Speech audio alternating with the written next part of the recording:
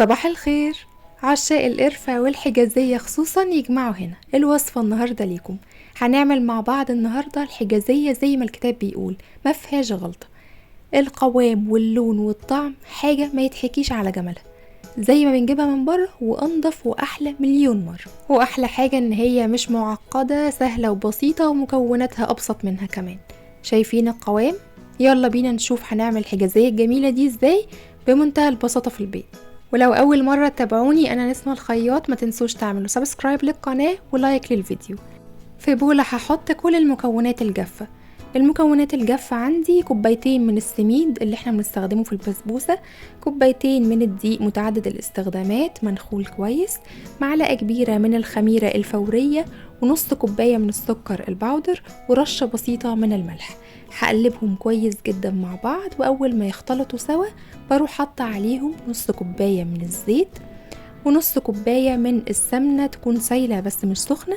وانا مستخدمة هنا سمنة فلاحي، فبتدي ريحة وطعم للحجازية خطيرة. وان احنا نستخدم ميكس ما بين الزيت والسمنة بيدي قوام والطعم احلى بكتير من ان احنا نستخدم كل الكمية زيت او كل الكمية سمنة. وبعد كده ببس السميد والدقيق ما بين ايدي كده كأني بعمل كحك العيد، علشان السميد والدقيق يتغلفوا كويس جدا بالزيت والسمنة. ببدأ اخلط الحليب مع العجينة كويس، بس مش بعجن كتير، مجرد بس ان الحليب يختفي مع العجينة. بشوف لو العجينة عندي كانت مفرولة زيادة عن اللزوم او بتشقق، ساعتها هتكون محتاجة حليب زيادة. انا هنا حسيت ان العجينة ناشفة زيادة عن اللزوم، فزودت لها كمان ربع كوباية. فتوتال الحليب اللي انا مستخدماه في الوصفة حوالي كوباية الا ربع. طبعا انتوا مش هتضيفوا الحليب كله مرة واحدة، هتضيفوه تدريجي، علشان ممكن نوع الدقيق بتاعكم ما يحتاجش الكوباية الا ربع كله، او ممكن يحتاج اكتر شوية. هخلط العجينة تاني مع الحليب لحد ما توصل معايا للقوام اللي انتوا شايفينه ده. طب ايه القوام المناسب؟ باخد كورة من العجينة كده واكورها ما بين ايدي. انا مش عايزة العجينة تكون بتشقق وناشفة ولا ناعمة زيادة عن اللزوم، بالقوام اللي انتوا شايفينه ده، متماسكة بس في نفس الوقت لينة. بضغط عليها كده من النص، بلاقيها مش بتشقق، حتى لو الحروف شققت حاجة بسيطة مش مشكلة، اهم حاجة قلب العجينة نفسه ما يكونش بيشقق. ودلوقتي هغطي العجينة واسيبها تخمر ساعتين. عقبال ما تخمر هعمل معاكم الحشوة بتاعة الحجازية.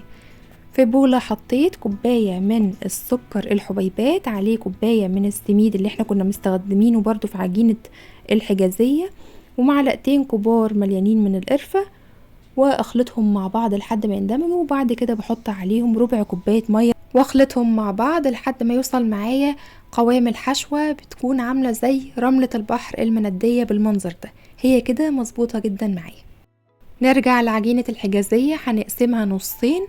هناخد النص الاولاني يبقى القاع الصينية، والنص التاني للوش بتاع الصينية. زي ما انتم شايفين حجمها متضاعفش خالص، هو نفس الحجم قبل الاختمار، علشان هي عجينة تقيلة، احنا بس بنخليها ترتاح علشان تدينا قوام وطعم احسن.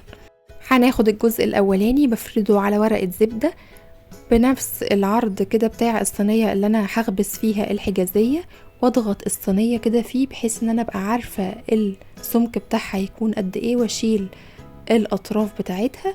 وبعد كده بعد ما بساوي الاطراف هيبقى معانا بالمنظر اللي هتشوفوه بعد شوية. بروح شايلاها بورقة الزبدة كده على جنب لحد ما احتاجها، هتبقى معانا بالمنظر ده. ودي الصينية اللي هخبز فيها الحجازية، صينية ألومنيوم مقاس 28 سنتي، مسحتها بمسحة من السمنة. تقدروا كمان تستخدموا صينية 30 سنتي لو حابين السمك بتاع الحجازية أرفع شوية. هاخد بقية العجينة وأفردها بالمنظر ده في الصينية بإيدي كده، وأعمل لها حواف كده وأطراف عالية، علشان لما أجي أحط الحشوة بتاعة الحجازية متطلعش برا وتتلسع. العجينة بعد ما اختمرت هتحسوها ان هي نشفت شوية وبتشقق حاجة بسيطة، ساعتها ما نقلقش خالص، ده العادي بتاع عجينة الحجازية. احنا بس بنختبر العجينة قبل الاختمار وبنضيف لها الحليب لحد ما تظبط، انما بعد ما بتختمر مش بنضيف لها حليب خالص، بنتعامل معاها زي ما بتكون. وبعد ما فردناها في القاع بالمنظر ده، حطينا عليها الحشوة كلها بتاعة الحجازية، وبضغطها كويس جدا علشان لما اجي اقطع الحجازية ما تقعش كده من الجناب، وتكون مظبوطة جوه الحجازية. بعد كده جبت ورقة الزبدة او الكيس او اي حاجة كنت فاردة عليها العجينة، وحطيتها على طول على الصينية. خلي بالكم علشان ما تقعش منكم او تتقطع بسرعة، تنقلوها بالمنظر ده. وبعد كده بقفل بقى الجوانب مع الوش بتاع الحجازية بحيث ما يطلعش منها اي حشوة بالمنظر ده. وبعد كده بمسح بمسحة بسيطة من السمنة على وش الحجازية علشان تديها لون ذهبي جميل زي ما شفتم في البداية. بعد كده بظهر شوكة بعمل خطوط كده، بضغط كويس وبسحب علشان الخطوط دي ما تختفيش لما تدخل الفرن، تكون واضحة كده وبارزة وجميلة. هعمل خطوط بالطول بالمنظر ده وبالعرض، حابين تخلوها جنب بعض متباعدة اللي انتوا حابينه، الشكل اللي تحبوه. احنا بس بنحاول نقرب للشكل التقليدي بتاعها لما بنجيبه من بره. لو مش حابين تعملوا خطوة ورقة الزبدة وان انتوا تفردوا عليها العجينة بتاعة وش الحجازية، تقدروا تعملوا نفس التكنيك بتاع قاع الصينية، هو بتاع الوش، تاخدوا حتة حتة وتفردوها على الحشوة. بس دي بتكون اصعب شوية وتخلي وش الحجازية مش متساوي كده وشكله حلو زي اللي احنا عملناه. انا بشوف ان الطريقة دي اسهل بكتير. بعد ما عملنا الاشكال بالمنظر ده على الحجازية، بقطعها بقى سامبوكسات زي ما بنجيبها من بره، بنقطعها قبل التسوية مش بعد التسوية.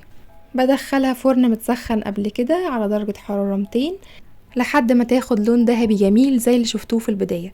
لو الفرن بتاعكم مش بيوزع الحرارة كويس وخلى الاطراف بتاعة الحجازية كده بتبان ان هي ذهبي غامق قبل الوش بتاعها، ساعتها بنطفي الفرن. وبعد ما بتاخد لون من الاطراف بولع الشواية على اهدى حاجة فيها لحد ما تاخد لون جميل برضو من فوق بالمنظر ده. معليش الحرارة عشان ما تنشفش بسرعة وتكون من جوه مش مستوية. مش قادرة اقول لكم ريحتها وطعمها خطير ازاي، مش شبه اللي بنجيبها من بره، لا دي احلى كمان من اللي بنجيبها من بره مليون مرة. والقوام خطير. طبعا ما بتتاكلش سخنة، بنسيبها تبرد جنب بقى كوباية شاي او شاي بلبن، حاجة في منتهى اللذاذة. اتمنى من كل قلبي ان الوصفة تكون عجبتكم. كنت معاكم نسمة الخياط، استنوني في فيديو جديد ان شاء الله من وصفاتي، وما تنسوش اعملوا سبسكرايب للقناة وفعلوا الجرس عشان يوصل لكم كل جديد، ولايك وشير. باي باي.